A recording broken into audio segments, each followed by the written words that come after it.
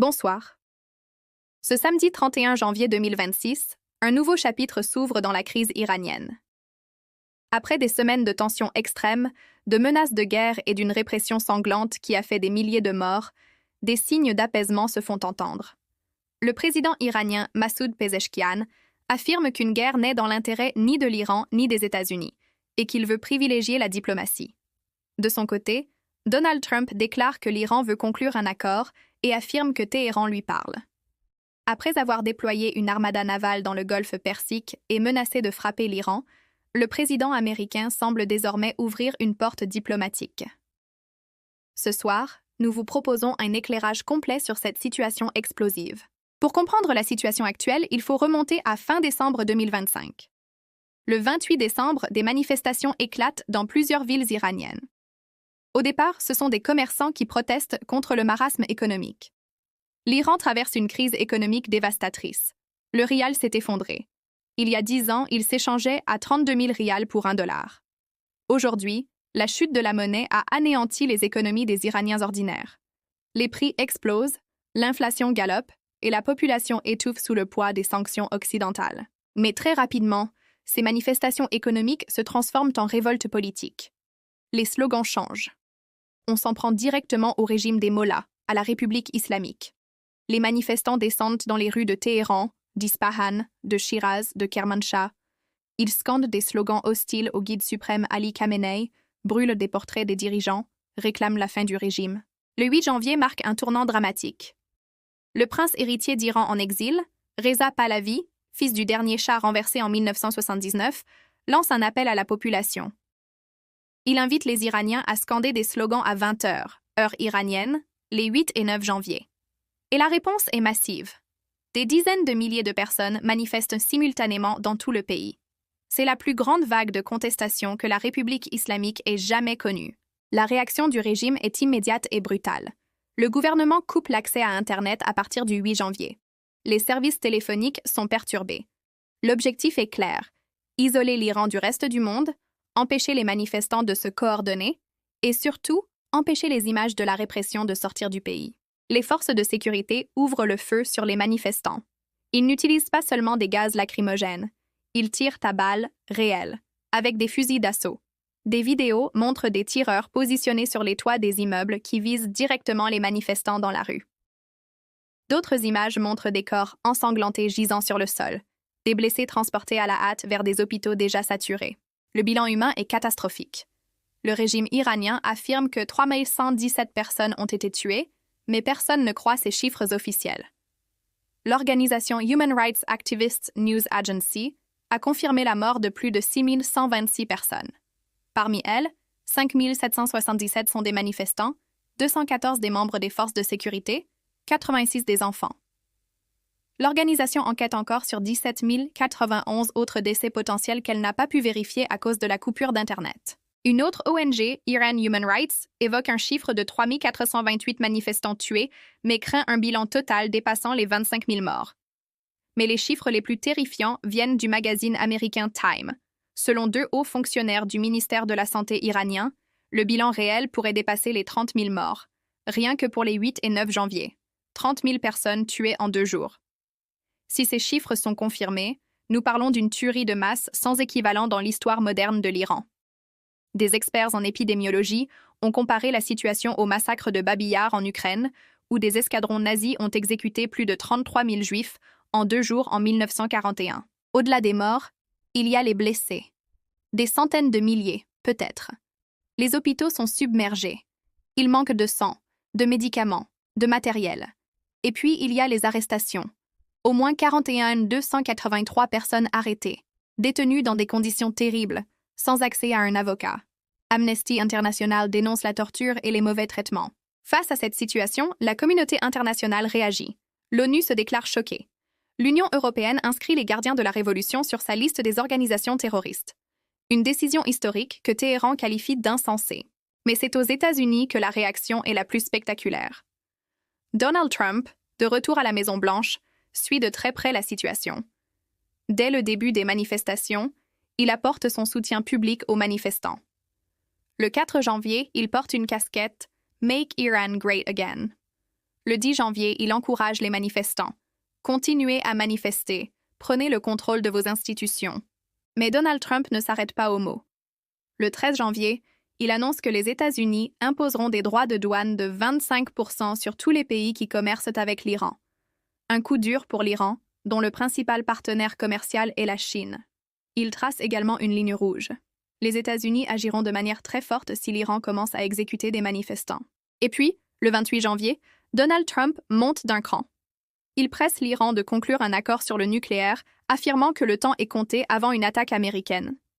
Il écrit « Espérons que l'Iran acceptera rapidement de s'asseoir à la table et de négocier un accord juste et équitable, pas d'armes nucléaires. » Il menace d'une attaque bien pire que les frappes américaines menées en juin dernier contre des sites nucléaires iraniens. Pour appuyer ces menaces, Donald Trump déploie une force militaire impressionnante dans le Golfe Persique. Le porte-avions USS Abraham Lincoln, accompagné de son escorte de destroyers lance-missiles, est envoyé dans la région. Cette armada vient s'ajouter aux 50 000 soldats américains déjà stationnés dans les bases de la région. Jeudi 29 janvier, Trump déclare « Nous sommes puissants militairement, et désormais nous avons un groupe aéronaval qui se dirige vers un pays appelé Iran. » Il ajoute qu'il espère ne pas devoir frapper l'Iran, mais que si nécessaire, l'action sera menée avec rapidité et violence. Face à ces menaces, l'Iran réagit. Le brigadier général Mohammad Akraminia promet qu'une réponse décisive interviendra instantanément en cas d'agression américaine. Le chef de l'armée annonce que les forces armées iraniennes sont en état d'alerte maximale. Il ordonne de doter les régiments de 1000 drones stratégiques. L'Iran avertit que de nombreuses bases américaines dans la région se trouvent à portée de ces missiles. La mission iranienne à l'ONU affirme que l'Iran se tient prêt pour un dialogue basé sur le respect mutuel, mais que s'il est poussé, il se défendra comme jamais. Le message est clair. L'Iran ne cherche pas la guerre, mais il ne la craint pas non plus. Pendant plusieurs jours, Donald Trump entretient le flou sur ses intentions. Il souffle le chaud et le froid. Cette stratégie rappelle les jours qui ont précédé l'intervention américaine au Venezuela. Des analystes s'interrogent. L'Iran est infiniment plus complexe que le Venezuela. Entreprendre une opération pour décapiter le régime finirait par semer le chaos en Iran. La chef de la diplomatie de l'Union européenne affirme que le Moyen-Orient n'a pas besoin d'une nouvelle guerre. Selon des sources officielles, le président américain n'a pas encore autorisé d'action militaire. Il reste ouvert à une solution diplomatique. La porte-parole de la Maison-Blanche confirme que les frappes aériennes sont une option, mais que la diplomatie est toujours la première priorité. Et c'est là que les choses deviennent intéressantes. Vendredi 30 janvier, un changement de ton se fait sentir. Le chef de la diplomatie iranienne, Abbas Araghchi, déclare que l'Iran est prêt à reprendre les négociations sur le nucléaire, sur un pied d'égalité. Il répète que son pays n'a jamais cherché à se doter de l'arme nucléaire. Mais il pose aussi des lignes rouges. Les capacités de défense et les missiles iraniens ne feront jamais l'objet de négociations. Quelques heures plus tard, Donald Trump réagit. Il déclare « Je peux vous dire qu'ils veulent conclure un accord. » Samedi soir, dans une interview à Fox News, il dit « L'Iran nous parle et nous verrons bien si nous pouvons faire quelque chose. » Samedi soir également, le président iranien Massoud Pezeshkian prend la parole lors d'un appel téléphonique avec son homologue égyptien. Ses propos sont clairs. La République islamique d'Iran n'a jamais recherché et ne recherche en aucun cas la guerre, et elle est profondément convaincue qu'une guerre ne serait dans l'intérêt ni de l'Iran, ni des États-Unis, ni de la région. Il ajoute que pour la République islamique d'Iran, le règlement des différends par la diplomatie a toujours été prioritaire. Cette déclaration intervient quelques heures après celle d'Ali Larijani, secrétaire du Conseil de sécurité nationale iranien et conseiller du Guide suprême. Il évoque des progrès en vue de négociations avec les États-Unis. Contrairement à la propagande médiatique, la structure nécessaire aux négociations est en train de se mettre en place et progresse, écrit-il. Voilà donc où nous en sommes. Après des semaines de tensions extrêmes, de massacres et de menaces de guerre, des signaux diplomatiques émergent des deux côtés. Mais peut-on vraiment y croire? Du côté iranien, la situation est extrêmement difficile. Le régime fait face à sa plus grande crise de légitimité depuis 1979. Des milliers de personnes ont été tuées dans les rues. La population est au bord de la révolte généralisée. L'économie est au plus mal. Les sanctions étranglent le pays. Le régime sait qu'une guerre avec les États-Unis serait catastrophique. Du côté américain, Donald Trump joue une partie complexe. Il veut montrer sa force, soutenir les manifestants et forcer Téhéran à négocier un accord sur le nucléaire. Mais il sait aussi qu'une guerre en Iran serait bien plus compliquée qu'au Venezuela. L'Iran est un pays de 90 millions d'habitants, avec une armée importante et des capacités balistiques redoutables.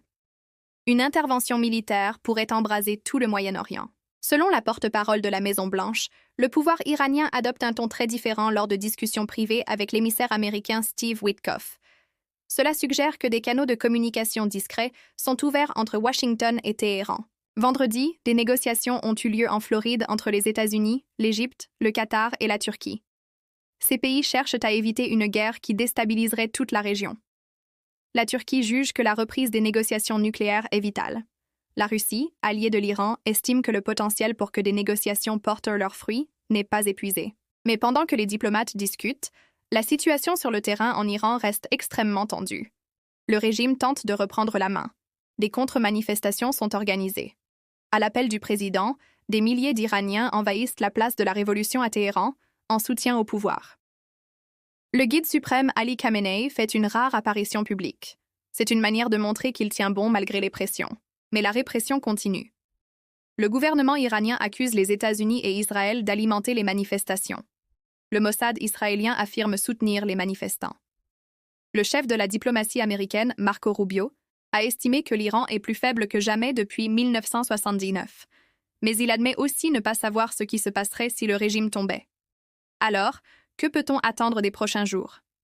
3 scénarios sont possibles. Premier scénario, la diplomatie l'emporte. Les États-Unis et l'Iran s'assoient à la table des négociations. Un accord est trouvé sur le nucléaire. L'Iran s'engage à ne jamais développer l'arme atomique en échange d'une levée progressive des sanctions. Les manifestations s'apaisent. Donald Trump proclame une victoire diplomatique. C'est le scénario le plus optimiste, mais aussi le moins probable. Deuxième scénario, le statu quo tendu. Les discussions se poursuivent en coulisses, mais aucun accord n'est trouvé. L'armada américaine reste dans le golfe Persique. Les menaces continuent. La répression se poursuit en Iran. Les sanctions étranglent l'économie. La situation reste explosive, mais la guerre est évitée, au moins pour le moment. C'est le scénario le plus probable à court terme. Troisième scénario, l'escalade militaire. Les négociations échouent. Un incident provoque une réaction en chaîne. Peut-être de nouvelles exécutions de manifestants, peut-être une attaque iranienne contre une base américaine. Les États-Unis lancent une opération militaire contre l'Iran. Le régime riposte avec ses missiles. Le Moyen-Orient s'embrase. C'est le scénario catastrophe que tout le monde redoute. Pour l'instant, les signaux envoyés ce week-end suggèrent que les deux camps veulent explorer la voie diplomatique. Mais la méfiance est immense. Les blessures sont profondes. Les milliers de morts dans les rues iraniennes crient vengeance. Les familles des victimes ne pardonneront jamais au régime. La pression populaire pour un changement en Iran est énorme. Donald Trump doit gérer plusieurs contraintes. Il veut apparaître ferme, ne pas laisser un régime qu'il qualifie de terroriste continuer à massacrer son peuple. Mais il ne veut pas s'enliser dans une nouvelle guerre au Moyen-Orient après les fiascos en Irak et en Afghanistan. Il veut un accord, mais à ses conditions. Les prochains jours seront cruciaux. Les discussions en Floride vont se poursuivre. L'émissaire américain continue ses contacts discrets avec les Iraniens. Les médiateurs multiplient les efforts pour rapprocher les positions. L'ONU appelle au calme. La communauté internationale retient son souffle. En Iran même, la situation reste dramatique. Internet est toujours coupé depuis le 8 janvier. Les familles n'ont pas de nouvelles de leurs proches. Les hôpitaux débordent de blessés. Les morgues débordent de corps. Les autorités iraniennes ont convoqué les ambassadeurs d'Allemagne, de France, d'Italie et de Grande-Bretagne pour protester contre le soutien aux manifestants. Ce soir, nous sommes à un moment charnière. Après des semaines de violence extrême, après des milliers de morts, après des menaces de guerre, une porte diplomatique s'entrouvre. Téhéran dit vouloir éviter la guerre et privilégier la diplomatie. Donald Trump affirme que l'Iran nous parle. Mais est-ce suffisant pour éviter le pire? L'histoire nous enseigne que les guerres les plus dévastatrices ont souvent commencé par des malentendus, des calculs erronés, des escalades incontrôlées. Aujourd'hui, ni Washington ni Téhéran ne semblent vraiment vouloir la guerre. Mais la dynamique des événements, les pressions internes, les erreurs de jugement pourraient conduire à une catastrophe que personne ne souhaite, mais que personne ne pourra empêcher. La bonne nouvelle, c'est que les deux camps semblent conscients du danger. La mauvaise nouvelle, c'est que la confiance n'existe pas. Le fossé est immense. Les rancœurs sont profondes, les intérêts sont contradictoires. Nous continuerons à suivre de très près l'évolution de cette crise dans les prochains jours. Chaque déclaration, chaque geste, chaque mouvement de troupes sera scruté. Car de ces détails pourrait dépendre le basculement vers la paix ou vers la guerre. Ce soir, l'espoir d'un règlement diplomatique renaît. Mais il reste fragile. terriblement fragile. Merci de votre attention.